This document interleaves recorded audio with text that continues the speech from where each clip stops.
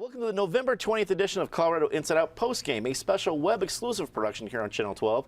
Let's get a quick take on Denver International Airport celebrating its 20th-year anniversary this year and all the variety of things happening into airport security, the hotel, everything opening up, especially this week, and coming on a very busy travel week. Patty Calhoun from Westward, we have a hotel opening, we have increased security concerns, and an airport with its very well documented story of the last 20 years. Take your pick. Well, it's fascinating to think about and how long we've had DIA, that it's been 20 years, and of course it was in the works for 10 years before then. And when you look at the design of DIA, it reminds you of what the world was like back in 1995 as opposed to now with the concerns about terrorism. You also are reminded that we were supposed to have a hotel all along, and it took 20 years to get it built, and we got this beautiful mustachio design. But my next concern is what's going to happen to the terminal, the Jeppesen terminal. Under that great tent roof, that great big open space, there's talk about moving security away from the floor there. And you would have to go through security before you get there. There currently are RFPs out from DIA. They're looking for plans.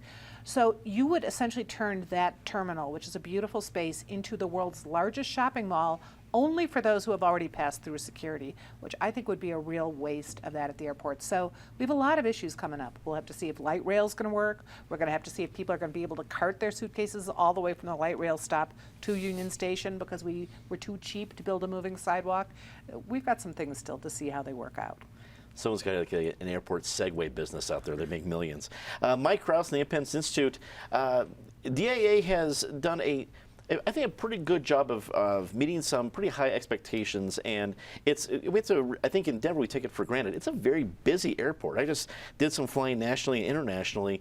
DIA is a very busy airport. Do you think, what do you think our reputation is nationally for having to do with a lot of different things? Well, I think that, look, DIA is, a lot of people might not realize just how busy DIA has become. And in fact, if you go look at airport statistics, DIA is indeed an extremely busy airport and also a big international hub now, bigger and bigger.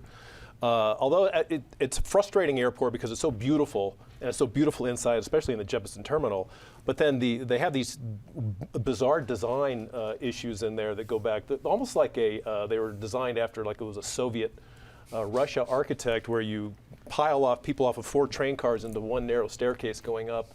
And you can't walk between, from the main terminal to the other terminal. So it was almost like there was a central planner involved somewhere, and they really missed an opportunity to help people to flow. It's not an easy airport to flow through, but it's still a beautiful airport. And for all of its ups and downs and its bumps and bruises, it's nice to have. It's a good point you make about the lack of walking between the different concourses, because I think at Cincinnati, I was there for a layover, and it was the same design, but you could walk through it, and it made all the difference. Because if the train breaks down, you're just out of luck. Exactly. So. Penn Tate, attorney with QTAC Rock, and also a longtime state lawmaker. DIA has had to overcome a lot of bumps and bruises between luggage systems and everything else, and handle the real transformation of airport security. And I have to give it some credit, because flying internationally, I was in the Frankfurt airport. We had to go through security. I was randomly picked out. I think I had a pretty good beer going on, so I don't know if it was that random.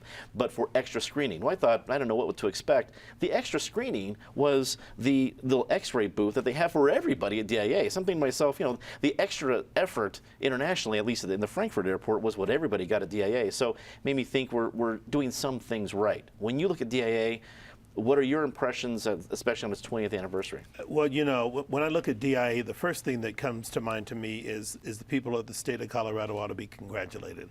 We went through an election to get the thing built. We just got a successful election to modify the original intergovernmental agreement to allow more development. And so it really stands, I think, as a testament to the power of collective action in our state and moving forward to do things that's in the best interest of the state overall. That being said, it's a beautiful airport. And when you look at it, I think it has stood the test of time. People were very critical about how much it cost on the front end, but quite frankly, right now, DIA costs less for an entire airport than some cities are building to expand or modernize their airports. And ours is bigger still and can still be expanded. So it was masterful planning. It was well done. It's been well executed, and it's been well run. Does it have its challenges? Does it have a few pimples that need to be fixed? Absolutely. Absolutely. But I think when it's all said and done, it's worked well for the community. It's worked well for Colorado travelers. It's been a boon to our economy, and it's probably going to continue to be a gem for years to come. Ben Gill, public affairs consultant. When you look at Denver International Airport, like Penn eloquently said, it's had its issues, but overall, I think it's been a moment of pride, a point of pride for people in Colorado. Now, especially since we'll have a train getting to downtown, that'll be the key. What are your impressions of it, especially on a busy travel weekend like this one? You know, I've traveled a lot internationally and around the holidays also, and actually, for a domestic airport in this country, DIA is remarkably easy to deal with. When you compare it to, say, Atlanta or O'Hare in Chicago or some of the other big airports around the country, DIA is so easy to navigate in spite of the fact that it is difficult to get from terminal to terminal unless you're taking the bridge over to Terminal A. So I think from that standpoint, it's worked beautifully. I think, yeah, it's 20 years old, but it's easy to forget that it's also still the newest international airport in this country. I think in terms of the economic value, it's unquestioned. It is the largest economic engine in the entire region, not just the state of Colorado, but the entire Western Mountain region. It's a big deal. This, the redesign of the Jeppesen terminal will also be a big deal. There are a lot of moving sort of targets there. Certainly security is a real concern. That beautiful space is something that I hope that they can find a way to continue to allow basic public access to and don't put it behind the security line. There's, the price tag that I've seen around it is about $200 million to redesign it, and that includes, potentially moving where the train lets on and off, and there's going to be a lot of fighting about that. I know one concern that I've heard from some city council members here in Denver is that the train, with a potential redesign, will require a longer walk from the train to meet your family or your friends who's picking you up, and I think a lot of travelers don't really want to wait longer to see their friends or family. That's a real concern. All the businesses that are now in the Jeppesen terminal most of them are the oldest businesses at DIA. The Burger King there, for example, was there actually before the airport opened.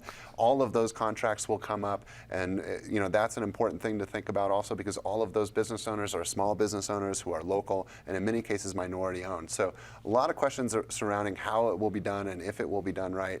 Frankly, from my perspective, if you look at some of the other decisions that have been made at the airport, I'm frankly not terribly confident that they'll make the right decisions. And it's not to say that they've made egregiously bad decisions, but talk about the hotel. It totally obscures the tents and the beauty of the airport.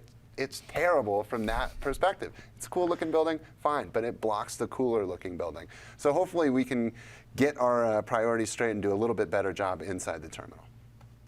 That is all the time we have for Colorado Inside Out postgame this week. Leave us a comment, tell us what you think. For everyone here at CPT12.org, I'm Dominic Dezzutti. Thanks for watching.